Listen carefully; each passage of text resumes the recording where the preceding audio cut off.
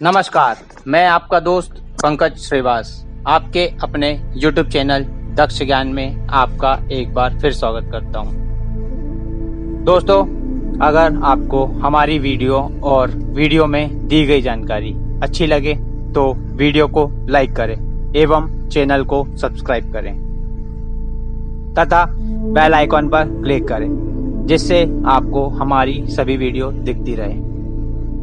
दोस्तों, आज हम आपके समक्ष फिर उपस्थित हुए हैं कुछ और अनकहे, अनसुने तथा रोचक तथ्यों के साथ। दोस्तों, क्या आप जानते हैं महागाथा महाभारत के युद्ध के बाद पांडवों का क्या हुआ एवं भगवान श्री कृष्ण कहाँ गए? दोस्तों, महाभारत प्राचीन भारत में लड़ी गई भीषण लड़ाइयों में से एक महायुद्ध की कहानी है। यह न सिर्फ धर्म की जीत का प्रतीक है, बल्कि यह सच्चे कर्म की प्रेरणा भी देता है। मगर क्या आप जानते हैं, महाभारत के 18 दिवसीय युद्ध की समाप्ति के बाद क्या हुआ? कौन राजा बना तथा बाकी पांडवों को क्या पद मिला? आज हम इन्हीं सब तथ्यों के साथ आपके समक्ष फिर उपस्थित हुए हैं। दोस्तों, महाभारत के युद्ध के बाद पांडवों की जीत हुई तथा धर्मराज युधिष्ठिर को हस्तिनापुर का राजा घोषित किया गया तथा महान गदाधारी भीम को राज्य का युवराज निर्धारित किया गया एवं महान धनुर्धर अर्जुन को दुश्मन देशों पर चढ़ाई करने तथा उन्हें दंड देने का अधिकार सौंपा गया एवं नकुल को सेना की गणना करना तथा उनके भोजन की व्यवस्था करने का कार्य दिया गया। सहदेव को महाराज युधिष्ठिर ने अपने साथ ही रखा। दोस्तों, महाराज युधिष्ठिर का शासन पूरे 36 वर्षों तक चला। युधिष्ठिर के राज तिलक के समय गांधारी ने कौरवों के नाश के लिए भगवान श्री कृष्ण को दोषी ठहराते हुए श्राप दिया कि जिस प्रकार कौरवों के वंश का नाश हुआ है, उसी प्रकार यदुवंश का भी नाश होगा। गांधारी के अनुसार भगवान श्री कृष्ण के पास युद्ध को रोकने की दिव्य शक्ति थी, मगर उन्होंने युद्ध होने दिया। दोस्तों, गांधारी के दिए श्राप का असर यादवों पर होने लगा। श्राप के चलते भगवान श्री कृष्ण की द्वारका की हालत बिगड़ने लगी।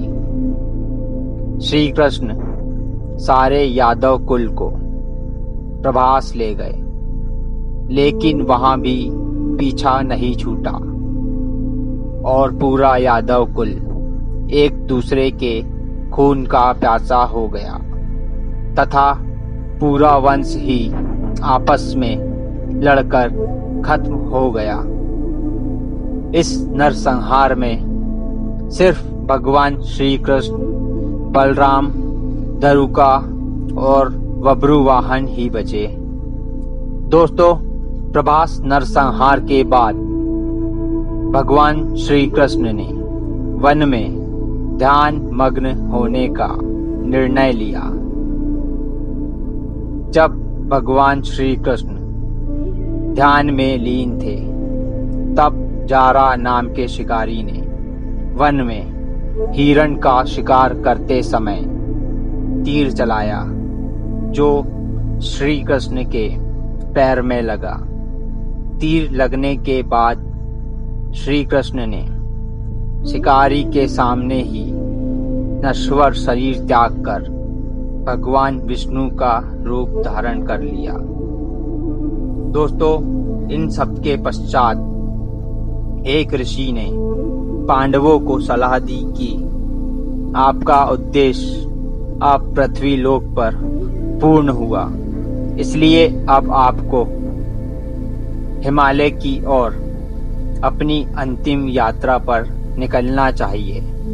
इसके पश्चात पांचों पांडव अर्जुन के पुत्र परीक्षित को राजपाट सौंपकर द्रौपदी के साथ अपनी अंतिम यात्रा के लिए निकल पड़े। पांडवों ने द्रौपदी और एक कुत्ते के साथ अपनी अंतिम यात्रा के रूप में स्वर्ग की सीढ़ियां चढ़नी प्रारंभ की। स्वर्ग की सीढ़ी चढ़ने के दौरान धीरे धीरे सभी युधिष्ठिर का साथ छोड़ने लगे। शुरुआत द्रौपदी से हुई और अंत में भीम का निधन हुआ।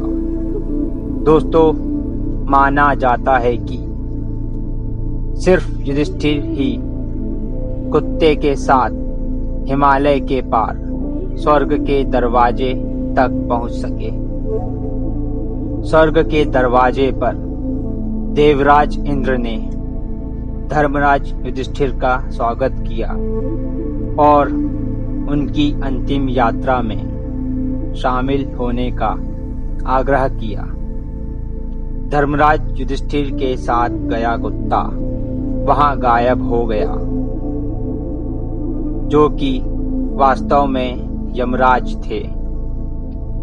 देवराज इंद्र ने युधिष्ठिर की प्रशंसा करते हुए युधिष्ठिर को सबसे पहले नर्क दिखाया।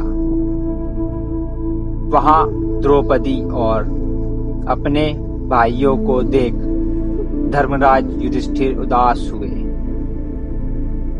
तब देवराज इंद्र ने कहा, आप निश्चिंत रहें, वे सभी भी अपने कर्मों की सजा पूर्ण कर जल्द ही स्वर्ग में दाखिल होंगे। तब धर्मराज युधिष्ठिर को चैन मिला। दोस्तों, ये थी महाभारत के बाद की कहानी। ऐसे ही कुछ और रोचक तथा अनकहे अनसुने तथ्यों के साथ हम फिर हाजिर होंगे। धन्यवाद दोस्तों। जय हिंद, जय भारत।